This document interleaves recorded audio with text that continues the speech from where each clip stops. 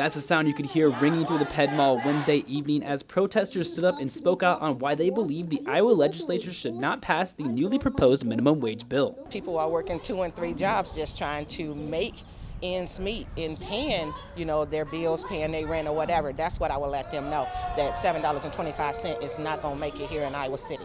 Not only are residents of the Iowa City community worried about the recently proposed minimum wage bill, but students of the university are also showing their support in fighting back against the piece of legislation. It's just increasingly important for me, now that I'm going to be going to college, that I'm making enough to put myself through school and that others are as well.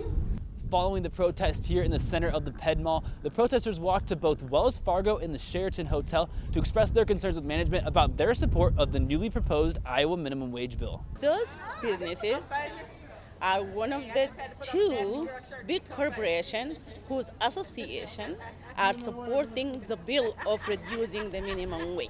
The protesters waited outside of the establishments while the organizers entered the buildings to speak with management and hand them a letter fully explaining their concerns for the community. The main concern the protesters were asking of the management were to instead support the community rather than the new minimum wage proposal.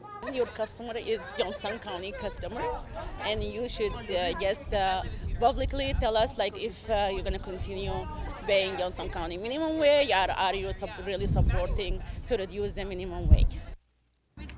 Wells Fargo and the Sheraton Hotel management have not released a statement at this time. There is no set timetable for the vote on the new minimum wage proposal, but stick with Daily Iowan TV as more information becomes available.